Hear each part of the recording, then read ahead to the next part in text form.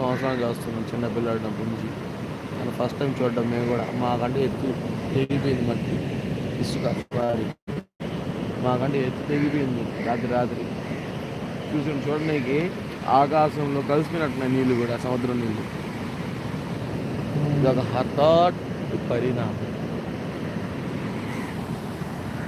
ఏదంటే ఆకాశంలో కలిసిపోయినట్టున్నాయి చూడండి సముద్రపు నీళ్ళు, ఆకాశం నీళ్ళు రెండు కలిసిపోయినట్టు విజువల్స్ చూడండి. గ్రాఫిక్స్లో ఆకాశంలో ఏర్పడిన ఇది వాతావరణం ఆ నీళ్ళకి చూడండి ఎట్లా గ్రాఫిక్స్ లాగా ఉంది. కానీ ఎవరైనా చూసి అనుకుంటారు ఫిల్టర్లో ఇది అప్లై చేసారు అలా పెట్టారు అనుకుంటారు. లైవ్ కానీ లైవ్ ఇది ఫిల్టర్లో అలాంటి అప్లై చేయలేదు.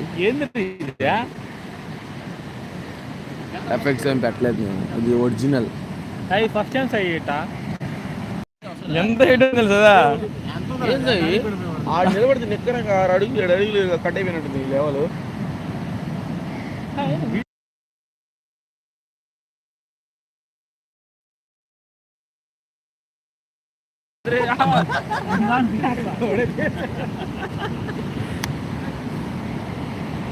హాయ్ ఫ్రెండ్స్, మేమే ఫ్రెండ్స్ బీచ్కి వచ్చాం friends. Next Uppala Balu competition మేమే ఫ్రెండ్స్.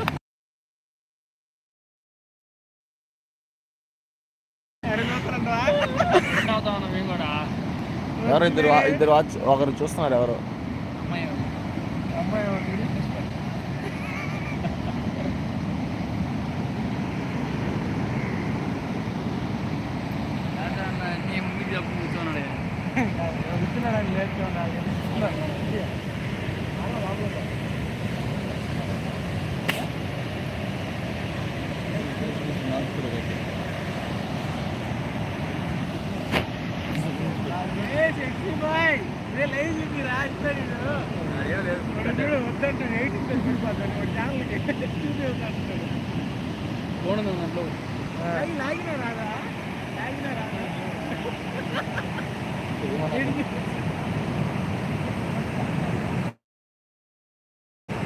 హాయ్ ఫ్రెండ్స్,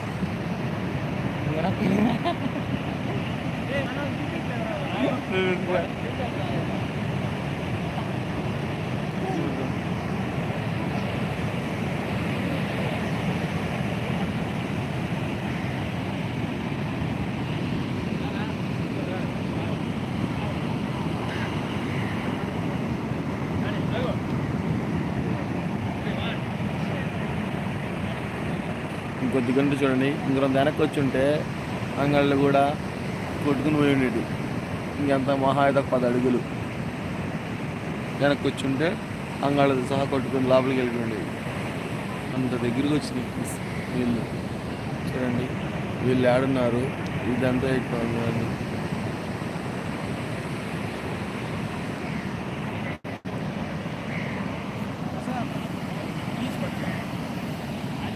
మునిగేటప్పుడు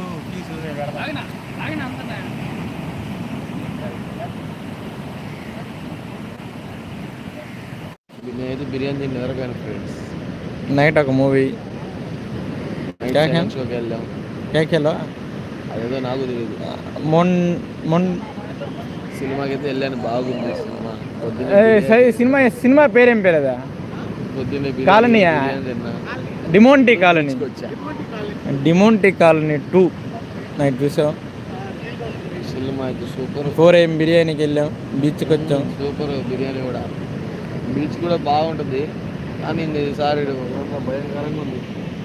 గట్టి తెగిపోవడం, కొట్టుకుపోవడం, ఇది అర్థం కావట్లేదు. ఇంకొక 10 అడుగులు వెనక్కి వచ్చి అంగళ్ళు కూడా కొట్టుకున్నాడు. అదే అర్థం కావట్లేదు. మామూలుగా అయితే ఆ జనాలు ఉన్నారు కదా, ఆడదాకా ఉంటుంది మట్టి మామూలుగా ఇసుక. అలాంటిది అక్కడ నుంచి ఒక 20 అడుగులు దాకా చూడండి ఎంత మట్టి తెగిపోయిందో. ఇసుక అంతా తెగిపోయి కొట్టుకుపోయింది లోపలికి. ఎంత హైట్ ఉంది చూడండి, 6 అడుగులు ఉంది నిక్కరంగా. 6-7 అడుగులు, 6 అడుగులు ఉంది నిక్కరంగా చెప్పొచ్చు. ఒక మనిషి నిలబడితే